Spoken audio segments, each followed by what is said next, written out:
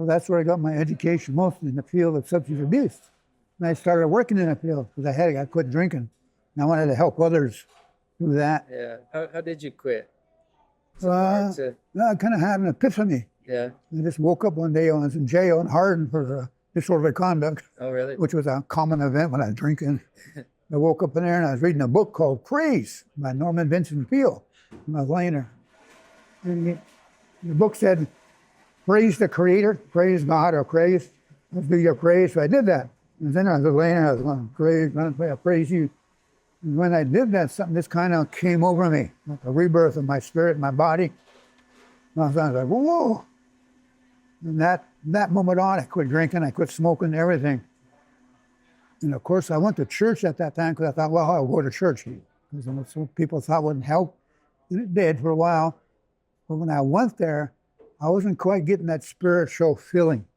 I was getting the dogma stuff, reading the Bible and everything, but I wasn't feeling it spiritually.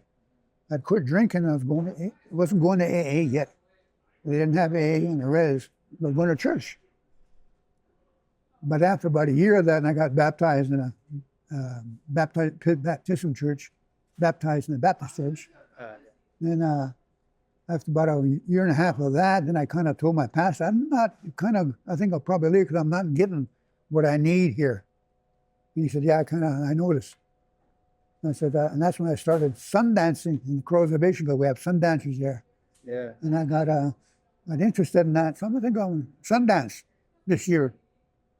Right? And that was getting back into my culture now. So I went to my first sun dance, I think it was in Pryor, Montana. Didn't know anything about sun dancing because the Crow sun dancing is very traditional. We don't have no food, no water for 4 days. When we No go into water? yeah, no water even. My God. We go into that arbor. There's an arbor out there.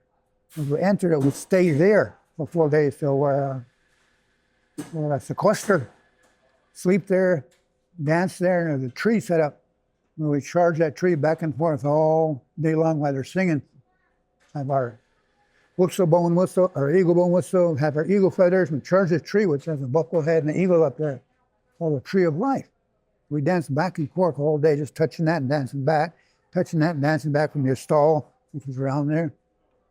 And we keep dancing until we drop. Literally.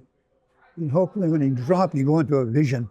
You get your vision, and that was the way they used to get their visions a long time ago, through extreme suffering, abstinence, and they'd be blessed with a vision.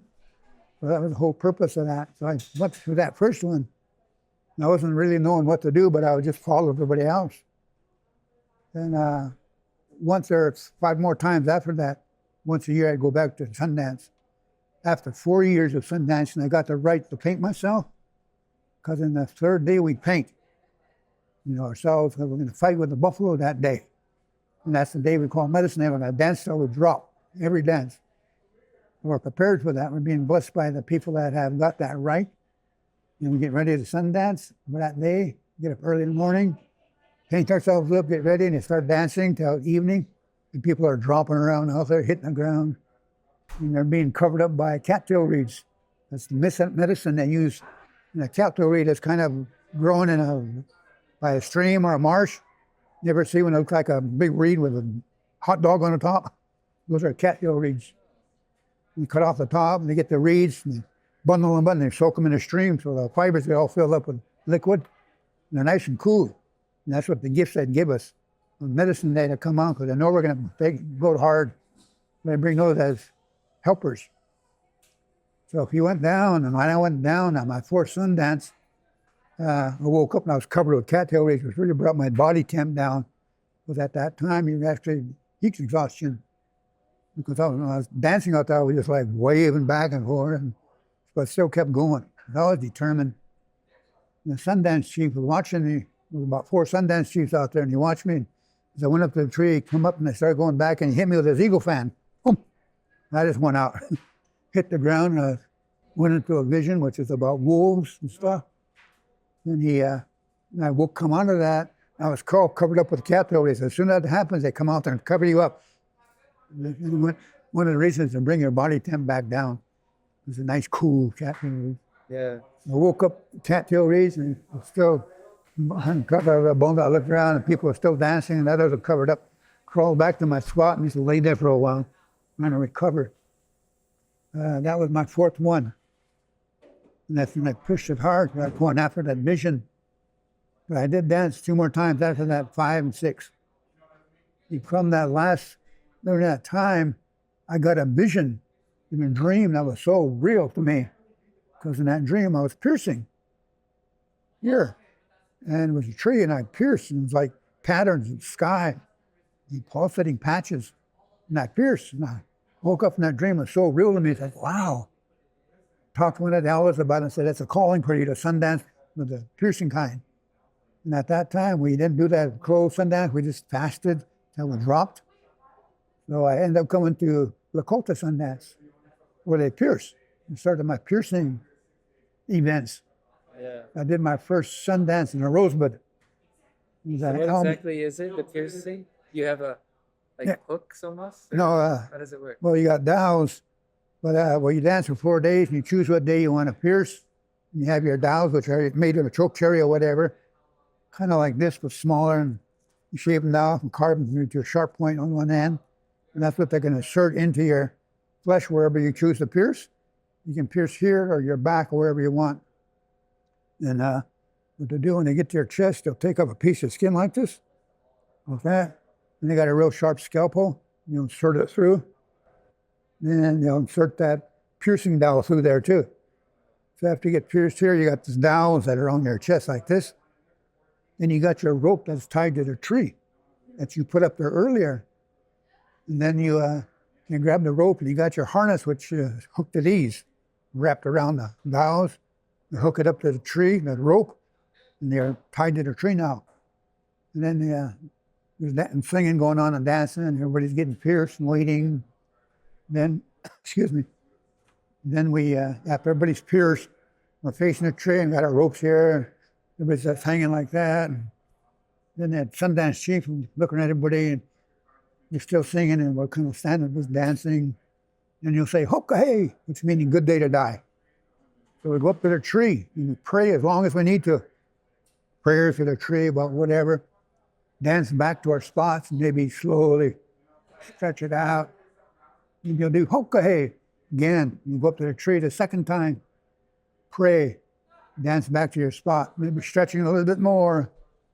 Third time, hoka hey. Dance up to the tree. Pray some more. Dance back to your spot. Fourth time, hoka hey. We'll all go up to the tree, start praying, and he comes up. All right, this is it. Break. This is the time to break now from the tree. So whenever you're ready, just do it. And he goes back, and everybody starts dancing back, and it depends on what you want to do. Because to me, I thought, well, I'll do it slow, like getting in the water slow, because I'm not used to jumping right in the slow, getting warmer water, used to it. So I decided I'm going to go back fast. So I started going back real fast and hit the end of the rope. And I didn't break right away. I just stopped and it took me off the ground. Like, oh, and painful. Went up again. Started going back hard as I could. I was boing, broke the dowels. I could see them in slow motion spring up in the air like that. And I was looking up and woke up and I was like, oh, I did it. I did it because this was going on for like thousands of years. And here I was doing it. It's kind of like going back in the past. The ceremony been going on. It hasn't changed very much. So I pierced, my first piercing. Scars up here. And that was my first one, but I kept going back every year, the next 30 years, doing that. Sometimes I did it twice a year. I'd pierce, dance, Lakota style. So I kept doing that all the time. And from that, I ended up in Peru. I'm dancing there with Chief Freddy. They do it? I didn't know they did it. They do it in Peru. Yeah, how far does it go back, the tradition of doing that? And that's, Yeah. I have no idea, but I know it's historically 4 or 5 generations because they've been going on, like I said, during custody time, the battle, they had Sundance going on there. Yeah. Well, that was a couple of, 100 years ago at least. So it's been going on, I don't know how long. Yeah. But they kind of sing, you know, those medicine wheels they have on various sites of the country, medicine wheel. that are stones in the form of a wheel. They think those were the first Sundance sites where people would dance. And Sundance was supposedly given to by the people from a vision. This is how you Sundance. So, so I started Sundancing, like I said, graduated, kept Sundancing every year, piercing and all that. And I met with Alan Brown, one of my friends, and he knew my Sundance experience. And he told Chief Freddie about it. Chief Freddie is a person that does things globally. He's a spiritual advisor from Peru country. And he was a Sundance in Peru at Sharpie called a Corral Sundance. This was going on when I went there about the third year. But he told, Alan told him about me. And Chief Freddie said, bring him. It's next Sundance. Bring him. Make sure he's there. So that began my journey there. I ended up going to Peru that first year and Sundancing there with Chief Freddie, other people. It was about 127 of us Sundancing. And I went there again this last February, because it's in February, which is summer down there. I danced there this last February. But I've been going there for the last 3 years now. This is my third year. And but I go there once a year at least. I dance in February, and then I'll go to Rosebud and dance there in August or whatever, at least 2 a year. So, still Sundancing. I'll dance as long as I can, because I just get a lot out of it.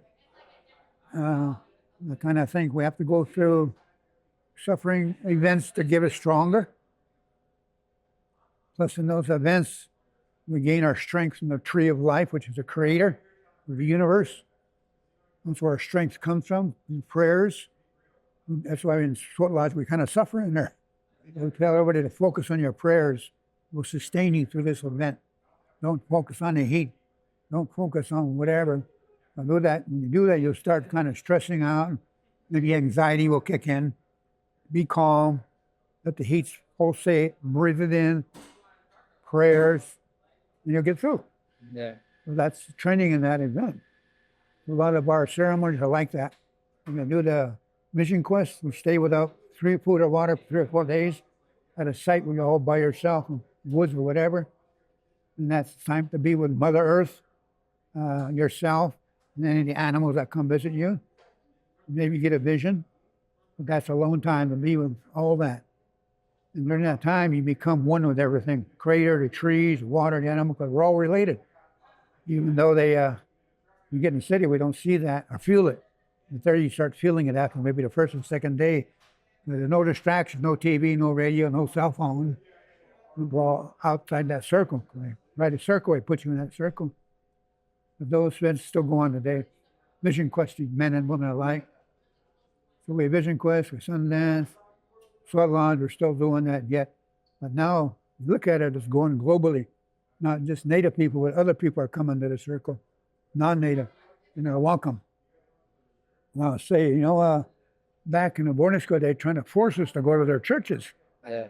Catholic Church, Baptist Church, but they're all recruiting us or making us go to indoctrinate us in their church. You can understand it because each church said we have the one true God and one true way. Yet they're all fighting against each other. Not fighting, but all have different ways.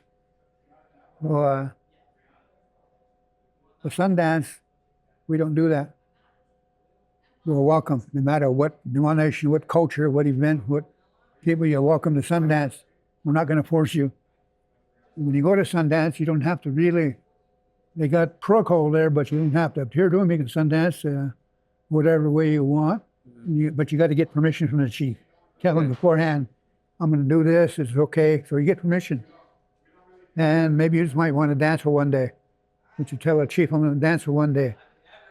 Because when I go Sundance, I'll tell the chief, I'm going to go 4 days every time. Okay. But you tell the chief what you're going to do, dance on the floor or whatever. And again, it's up to you when you want to pierce. It's up to you if you want to fast. It's kind of all up to you. Oh, really? Yeah, that's not forced. Whatever you want to do. So it's up, like I said, it's up to you. And some people do hard things, and some people do it more easier. They ease their way into it. But we got to develop this as strength. Anyway, that's what Sundancing is all about for us in this culture. We don't have a big church building or cathedral. But we believe the Creator's already built this with our culture, the nature environment, the trees, animals. That's our culture. That's our cathedrals. If you notice, the Sundance is built out of very basic things from Mother Earth. And it didn't need millions of dollars to create this. For some reason, churches need millions of dollars. Well, what's God going to do with that? God needs your money to build this church. And what? We'll have our foot lodges that's built out of normal things from Mother Earth. And we thank her for that. We thank everybody, Creator, Grandfather, Mother Earth, Mama Pachamama, for what they have given to us. Thankful. Wopila, they call it. The thankfulness of being blessed. Instead of not praying for things, we thank whatever we've been blessed with. So, thankful. We offer gifts as tobacco and all this other stuff to the wilderness, and to the spirits of the ancestors that have gone on. There's a connection there to those things. That's why we do that, to maintain that connection. Because that connection gives us a sense of being. And most Native cultures are connected to Mother Earth in some form or fashion. We try to protect her the best we can. There's a lot of protests going on against oil pipelines, and lumbering, and they're stripping Mother Earth of everything. And we're attempting to protect her as best we can at the threat of incarceration, threat of eviction, all that. But that was our purpose. That's our goal. And I think that's why we're placed there, was to protect her. We're still being harassed with that protection of other. You look at different tribes, there's probably something going on with the tribe to do with the preservation. Down in Arizona, it was against those big mountain telescopes that are being built in sacred mountains of the tribes. Here's pipelines that are going through reservations. Well, there's some kind of protest going on somewhere. Again, they just won't let it alone. They're trying to develop it for materialistic financial reasons. Yeah. And ours is about spirituality. No, it's already here. It's already perfect. Why are you trying to develop it? You can't develop what the Creator's already made. It's perfect. We respect that. We're thankful for it. But anyway, that's what our culture teaches us. To get back to that and maintain it, to pass it on to the next generation.